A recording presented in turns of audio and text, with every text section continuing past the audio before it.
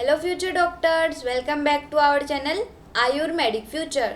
तो डॉक्टर्स, आज अपन सॉल्व करेंगे अपनी महायोगी गोरखनाथ यूनिवर्सिटी जिसके अभी पेपर आने वाले हैं। तो अपन उसके पेपर सॉल्व करेंगे और जो अपन इम्पोर्टेंट क्वेश्चंस हैं वो भी सारे आपको यहाँ पे बताएंगे, क्योंकि यूनिवर्सिटीज़ में जो प्रीवियस ईयर के क्वेश्चंस होते हैं वो रिपीट होने के बहुत बहुत ज़्यादा चांसेस होते हैं। ठीक है, तो अपन वही पेपर सॉल्व करेंगे जो प्रीवियस ईयर में आया हुआ है। और हाँ, एक बात और, जो बच्चे होते हैं वो डाउट पूछते हैं, कमेंट करते हैं कि मैम हमें इंपॉर्टेंट क्वेश्चंस बताइए इस यूनिवर्सिटी, मतलब कि एक पर्टिकुलर यूनिवर्सिटी का वो नाम बता देते कि हमें इस यूनिवर्सिटी का इम्पोर्टेंट बताओ। तो देखो, ऐसा कुछ नहीं है। जो हमारी लास्ट 10 ईयर्स की पीवाई की सीरीज़ है उसके अंदर हमने जितने भी आपको इम्पोर्टेंट टॉपिक्स बता रखे हैं कि संहिता में ये मोस्ट इम्पोर्टेंट टॉपिक्स हैं, रचना में ये मोस्ट इम्पोर्टेंट है, संस्कृत में ये मोस्ट इम्पोर्टेंट है, तो वो किसी एक पर्टिकुलर यूनिवर्सिटी के लिए नहीं है, वो ओवरऑल सभी यूनिवर्सिटीज़ के लिए है जो भी अपने एनसीआईएसएम के अंडर में आ रही हैं। ठीक है, क्योंकि कोर्स सभी का सेम है, इसलिए वो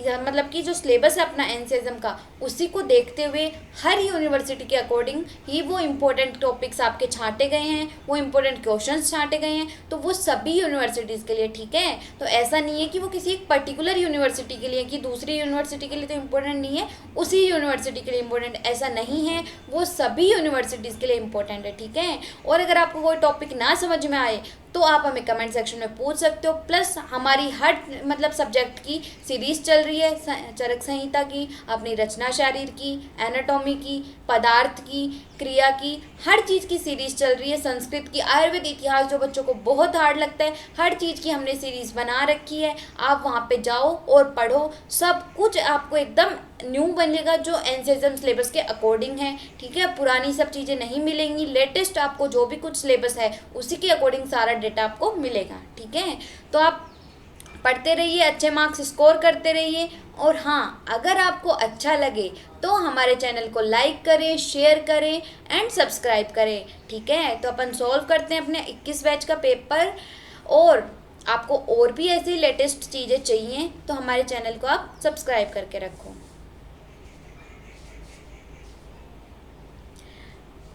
तो देखो, सबसे पहले अपन देखते हैं अपने एमसीक्यू। देखो, पेपर में पैटर्न सेम है। सबसे पहले आपको पता होगा जो अपना एनसीआईएसएम का सिलेबस है उसमें फर्स्ट 20 क्वेश्चंस आते हैं, वो अपने किस चीज़ के आते हैं? एमसीक्यू आते हैं। ठीक है, जो अपने फर्स्ट 20 क्वेश्चंस आएंगे वो आएंगे अपने एमसीक्यू। ठीक है, तो देखो यहाँ पे आपको बता दिया गया है। फिर आपके 8 शॉर्ट आंसर क्वेश्चन आएंगे, 4 आपके लॉन्ग आंसर क्वेश्चन आएंगे।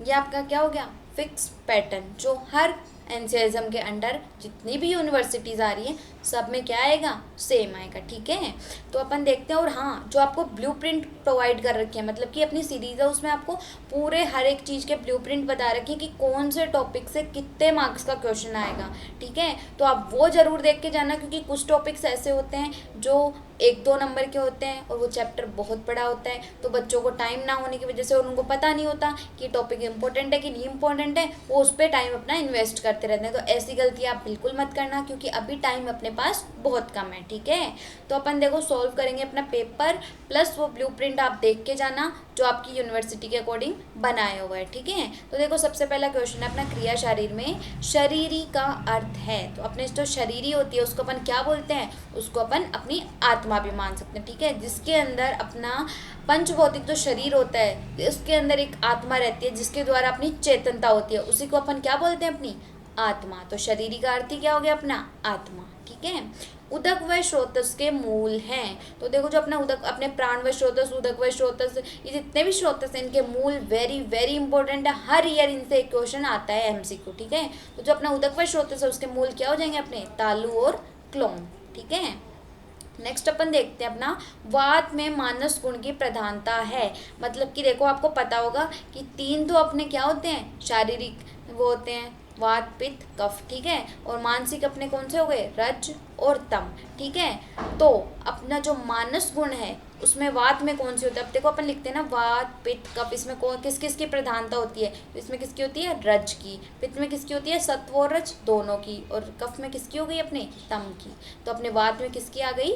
रज की। ठीक है। बचपन मतलब कि अपनी जो बाल्यावस्था होती है उसमें कौन से दोष की अधिकता रहती है, मतलब कि जो अपने बाल्यावस्था रहती है, बचपन में अपन क्या देखते हैं कि जो बच्चा होता है वो सारे दिन सोता रहता है, ठीक है, उसमें क्या रहता है, आलस्य रहता है। तो आलस्य किसका गुण है, अपने कफ का, ठीक है। मध्यम अवस्था में अपने क्या रहेगा, पित्त प्रधान रहेगा। और जो अपनी वृद्धावस्था आएगी उसमें क्या हो जाएगा, अपना वात प्रकोपित हो जाएगा, ठीक है। क्योंकि अपन देखते हैं ना जो अपने वृद्ध लोग होते हैं, अपने बूढ़े लोग होते हैं, अपने दादा दादी, उनको नींद कम आती है, तो अनिद्रा किसका लक्षण होगा, अपने वात का, ठीक है। नेक्स्ट अपन देखते हैं अपने पित्त शामक रस कौन सा है, मतलब कि जो अपने पित्त को शमन करेगा वो रस कौन सा है। तो देखो अपन सबको पता है मधुर, अम्ल, लवण, कटु, तिक्त, कषाय, ये अपने क्या होते हैं, षड रस होते हैं, ठीक है। जो पहले वाले 3 होते हैं वो किसको बढ़ाते हैं, अपने कफ को बढ़ाते हैं, ठीक है। फिर लास्ट वाले 3 किसको बढ़ाएंगे, अपनी वात को बढ़ाएंगे, ठीक है। मधुर, अम्ल, लवण, कटु, तिक्त, कषाय। और मधुर, तिक्त और कषाय ये तीनों क्या होते हैं, अपने पित्त का शमन करने वाले होते हैं, ठीक है। तो आप इस चीज़ से ध्यान रखना। तो इसमें क्या हो गया, पित्त का शमन कौन करेगा, मधुर, तिक्त और कषाय, ठीक है। तो ध्यान रखना, पहले 3 कफ को बढ़ा रहे हैं, लास्ट के 3 वात को बढ़ा रहे हैं, पहला और आखिरी के दोनों पित्त का क्या कर रहे हैं, शमन कर रहे हैं। तो इसमें आंसर क्या जाएगा, अपना उपरोक्त सभी, ठीक है। कफ दोष का विशिष्ट स्थान, देखो कफ दोष का विशेष स्थान क्या होता है, अपना उरय होता है, ठीक है। अगर आपको उरय नहीं दे रखा है ऑप्शन में, आप देख रहे हो पक्वाशय किसका विशेष स्थान है, अपने वात का स्थान है, ठीक है। आमाशय अपने किसका स्थान है, पित्त का विशेष स्थान है। अग्नाशय, ग्रहणी, अब देखो अपने इसने पूछा कफ का विशेष स्थान, अब उरय होता है, उरय तो आपको ऑप्शन में दिख नहीं रहा है, बट सेकंड ऑप्शन अपना क्या जाएगा, आमाशय, क्योंकि आचार्यों ने आमाशय को भी कफ का स्थान माना है, ठीक है। तो इसमें आंसर अपना क्या जाएगा, आमाशय। नेक्स्ट अपन देखते हैं अपना क्वेश्चन नंबर 7। जो क्वेश्चन नंबर 7 अपन से पूछा है, देखो आपके एक बड़ी अच्छी चीज़ क्या है, आपसे डायरेक्ट क्वेश्चन पूछ रखे हैं, वरना अदर यूनिवर्सिटीज़ में पता है क्या होता है, श्लोक दे के एग्जामिनर आपसे एमसीक्यू पूछता है, तो आपका लेवल क्या हो जाता है, बहुत टफ हो जाता है बच्चे के लिए, ठीक है। तो आपके देखो ये डायरेक्ट पूछ लिया कि तृतीय क्रियाकाल कौन सा है। देखो क्रियाकाल जो चैप्टर है वेरी वेरी इंपॉर्टेंट है, यहाँ से बड़ा क्वेश्चन बनता है, छोटा क्वेश्चन बनता है, ये जो क्वेश्चन भी बनेगा हमने पूरे इंपॉर्टेंट जो अपनी पीवाई की सीरीज है उसमें बता रखा है, प्लस कौन से टॉपिक से एमसीक्यू आता है, कौन से टॉपिक से कौन सा क्वेश्चन कहाँ से आता है, ये सब कुछ बता रखा है। तो आप ब्लूप्रिंट देखिए, जाके हमारी पीवाई की सीरीज देखिए, जो लास्ट 10 ईयर्स में क्वेश्चन आ चुके हैं वो पूरे आपको बता रखे हैं, ठीक है। तो देखो तृतीय क्रियाकाल अपना कौन सा हो गया, अपन पता है ना 6 क्रियाकाल होते हैं, संचय, प्रकोप, प्रसर, स्थान संचय, व्यक्ति और भेद। तो तीसरा अपना कौन सा आ गया, प्रसर, ठीक है। अधिक बोलना किसका लक्षण है, मतलब कि जो व्यक्ति बहुत ज़्यादा बोलता है वो अपने आ गया वातज प्रकृति का लक्षण। देखो प्रकृति जो अपना चैप्टर है ना वो भी वेरी इंपॉर्टेंट है, ठीक है। ग्रहणी है, अपनी जो ग्रहणी होती है वो क्या है, वो अपनी पित्तधरा कला, ठीक है, उसको अपन बोलते हैं षष्ठी पित्तधरा कला भी बोलते हैं अपनी ग्रहणी को, ठीक है। फिर अच्छ पित्त स्त्रावित होता है, अच्छ पित्त मतलब कि जो केवल पित्त मतलब कि स्वच्छ पित्त निकलता है वो किसमें निकलेगा, अपने अम्ल अवस्था पाक में, ठीक है। तो ये आंसर आ जाएगा अपना क्या है, अम्ल अवस्था पाक, ठीक है। फिर ब्रोकास एरिया, तो आपको नाम से ही पता चल रहा होगा, ब्रोका, ब्रोका मतलब कि स्पीकिंग, स्पीच किससे रिलेटेड, अपना जो स्पीक मतलब कि बोलना किससे रिलेटेड होता है, अपना स्पीच सेंटर से। तो ब्रोका सेंटर किससे रिलेटेड हो गया, अपना स्पीच से, ठीक है। फिर कूफर सेल्स पाई जाती हैं, तो देखो प्रीवियस ईयर क्वेश्चंस होते हैं ना वेरी वेरी इंपॉर्टेंट होते हैं, डायरेक्ट पूछ ले जाते हैं। तो जो अपने कूफर सेल्स होते हैं वो किसमें पाए जाते हैं, ये पाए जाते हैं अपनी लीवर के अंदर, ठीक है। फिर थायरोक्सिन के संश्लेषण के लिए आवश्यक खनिज तत्व, मतलब कि थायरोक्सिन हार्मोन सेक्रेट होने के लिए उसमें मेन एलिमेंट जो होता है मिनरल वो कौन सा होता है, वेरी इजी क्वेश्चन, ये सबको पता है, ये होता है अपना आयोडीन, ठीक है। फिर निम्न में डाइजेस्टिव जूस में ट्रिप्सिन एंजाइम पाया जाता है, इनमें से कौन से डाइजेस्टिव जूस में ट्रिप्सिन एंजाइम, अपन पढ़ते हैं ना कि ट्रिप्सिनोजन काइमोट्रिप्सिनोजन, ये एंजाइम किस में पाए जाते हैं, ये अपने पाए जाते हैं पेनक्रेटिक जूस में, ठीक है। अलग अलग जूस होते हैं जो सिक्रेट किए जाते हैं, जैसे गैस्ट्रिक जूस हो गया, बाइल जूस हो गया, इंटेस्टाइनल जूस हो गया, अपना पेनक्रेटिक जूस हो गया। जो पेनक्रेटिक जूस होता है उसके अंदर पाया जाता है अपना ट्रिप्सिन एंजाइम, ठीक है। नेक्स्ट अपन देखते हैं अपना एपन्यूस्टिक सेंटर पाया जाता है, जो अपना लोअर मतलब पार्ट होता है किसका, अपने पोन्स का, उसमें ही क्या पाया जाता है, अपना एपन्यूस्टिक सेंटर, ठीक है। तो अपने पोन्स के अंदर पाया जाता है, वो भी कहाँ पे, लोअर पार्ट में। ठीक है। फिर नॉर्मल वैल्यू, रेजिडुअल वॉल्यूम की नॉर्मल वैल्यू क्या होती है, वेरी इंपॉर्टेंट क्वेश्चन है ये, हर साल आपसे कभी आईआरबी का पूछ लेगा, कभी ईआरबी का, तो ये वैल्यूज आप ध्यान से रखना, ठीक है। तो इसकी आ जाएगी 1200, ठीक है। फिर सीएसएफ का मतलब कि अपना सेरेब्रो स्पाइनल फ्लूइड, इसकी मात्रा कितनी होती है, तो सीएसएफ की मात्रा होती है अपनी 150 ml। ईजी एमसीक्यू है, ध्यान रखना, कंफ्यूज मत होना, ठीक है। नेक्स्ट अपन देखते हैं अपना 20 नंबर का एमसीक्यू जो है प्राइमरी मोटर एरिया, मतलब कि जो अपना प्राइमरी मोटर एरिया वो अपना कहाँ पे होता है, पैराइटल लोब में, ओसिपिटल लोब में, टेम्पोरल बोन में या फ्रंटल लोब में। तो जो अपना प्राइमरी मोटर एरिया वो मेनली पाया जाता है अपना फ्रंटल लोब के अंदर, ठीक है। फिर 10th cranial nerve, very easy question, आपको इनका नाम ध्यान रखना है, देखो O cube T square A, इससे आप याद रख सकते हो, ओल्फैक्टरी, ओकुलोमोटर, ठीक है। तो अपनी जो 10th होती है वो होती है अपनी वेगस नर्व, ठीक है। इंसुलिन हार्मोन स्रावित होता है, very very easy question and very important question, ठीक है। जो हार्मोन्स वाला चैप्टर है इससे बहुत सारे क्वेश्चंस पूछ ले जाते हैं कि ये इंसुलिन हार्मोन किससे मिलता है, तो ये अपना मिलता है पेनक्रियास से सिक्रेट होता है, ठीक है। अब अपन बात करेंगे अपने बड़े क्वेश्चंस की। देखो अपन 5 नंबर के क्वेश्चंस की अगर बात करें तो डायरेक्ट क्वेश्चन रिपीट हो जाते हैं और हमने जो आपको इम्पोर्टेंट चैप्टर हैं वो बता रखे हैं, तो आप अगर जाके पढ़ोगे तो हमने अपनी क्रिया शारीरिक की जो प्लेलिस्ट है उसमें वैसे ही टॉपिक्स पढ़ा रखे हैं जैसे कि डायरेक्ट आपको एग्जाम में लिखने हैं। पूरा वात पित्त कफ इसी तरह बता रखा है 10 नंबर के हिसाब से कि 10 नंबर में अगर पूरा वात आता है तो कैसे लिखना है, 5 में आता है तो कैसे लिखना है, तो आप वो जरूर देख के जाना, ठीक है। तो इसने देखो डायरेक्ट पूछ लिया कटु अवस्था पाक को संक्षिप्त में लिखो, तो जो कटु अवस्था पाक है इसमें कौन सा दोष प्रधान हो रहा है, इससे क्या हो रहा है, मलबद्धता हो रही है, मूत्रल है, शुक्रल है, क्या क्या चीज़ें हैं, ये सारी चीज़ें इसमें आपको बतानी पड़ेगी। इससे आपका क्या हो रहा है, कौन कौन से अमाशय के अंदर इसका बन रहा है, पक्वाशय मतलब कौन सा इसका स्थान है, पूरा इसमें आपको समझाना पड़ेगा। इसका 2 लाइन का श्लोक है जो हमने आपको वहाँ पे पढ़ा रखा है, वेरी इजी है। तो 5 नंबर में आप श्लोक लिखोगे तो एग्जामिनर आपसे इम्प्रेस होके ज़्यादा अच्छे मार्क्स देगा, ठीक है। फिर नेक्स्ट क्वेश्चन है अपना रंजक पित्त का स्थान। देखो रंजक पित्त का स्थान मेनली होता है यकृत और प्लीहा। फिर उसका काम क्या होता है, रंजक पित्त का स्थान ही क्या होता है, जो अपना ब्लड होता है उसको कलर देना, ठीक है। तो इसका काम रंजन, रंजन का मतलब क्या हो गया, कलर देना, रंजन मतलब रंगना, तो ये हो गया इसका विशिष्ट कर्म, ठीक है। तो ये जो अपना पित्त वाला चैप्टर है उसमें हमने आपको रंजक पित्त बहुत अच्छे से पढ़ा रखा है, तो आप वहाँ पे जाके इसको पढ़ सकते हो, ठीक है। फिर नेक्स्ट अपना कफ की वृद्धि 6 के लक्षण लिखिए, वही कफ की 6 वृद्धि वाला जो चैप्टर हमने कल परसों ही आपको कंप्लीट करवाया है, वो भी एग्जाम के पॉइंट ऑफ व्यू से एकदम डायरेक्ट एग्जैक्ट वैसा ही जैसा एग्जामिनर पूछता है, ठीक है। तो कफ की वृद्धि से वही लक्षण होंगे अपने में, गौरवता आ जाएगी, आलस्यता आ जाएगी, स्थूलता आ जाएगी, और 6 होने से क्या हो जाएगा, अपने अंग मर्द हो जाएगा, ठीक है, अपने में कृशता आ जाएगी। तो यही चीज़ें आपको इसमें लिखनी है, ठीक है। फिर पित्तज प्रकृति का अनुकत्व लिखिए, वही पित्तज प्रकृति के अपने लक्षण क्या क्या, अधिक स्वेद निकलना, क्रोध, दाह, ठीक है, ये सब चीज़ें इसमें आपको समझाने की, पित्तज प्रकृति का पुरुष कैसा कैसा होता है, ठीक है। नेक्स्ट क्वेश्चन है अपना मॉडर्न से, ग्लाइकोजेनेसिस और ग्लाइकोजिनोलाइसिस में अंतर लिखिए। तो ग्लाइकोजेनेसिस मतलब कि जेनेसिस का मतलब ही क्या होता है, फॉर्मेशन, तो मतलब कि यहाँ पे ग्लाइकोजन का क्या हो रहा है, फॉर्मेशन हो रहा है।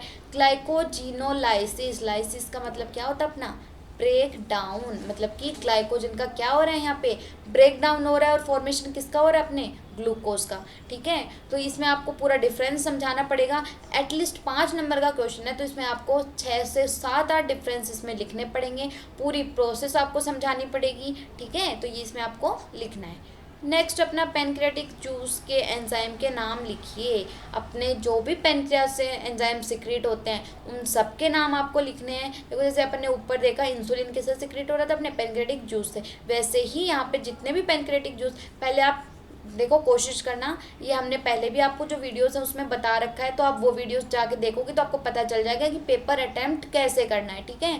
तो क्रिया शारीर में और रचना शारीर में मेनली एग्जामिनर क्या चाहता है, आप ज़्यादा से ज़्यादा कोशिश करो कि आप डायग्राम से उस चीज़ को रिप्रेजेंट करो, फ्लो चार्ट से रिप्रेजेंट करो, और हमने बता रखा how to represent the paper, उस वीडियो में आप देख सकते हो कि हमने कैसे कैसे आपको बता रखा है कि पेपर अटेम्प्ट करने से एग्जामिनर कैसे ज़्यादा मार्क्स देता है, ठीक है। क्योंकि एक पेपर का फॉर्मेट भी होता है जिससे एग्जामिनर खुश होता है, ठीक है। फिर अपन देखते हैं कि पेनक्रेटिक जूस के एंजाइम, यहाँ पे इनके आपको नाम लिखने हैं कि कौन कौन से जूसेस यहाँ पे सिक्रीट हो रहे हैं और इनके क्या क्या नेम है।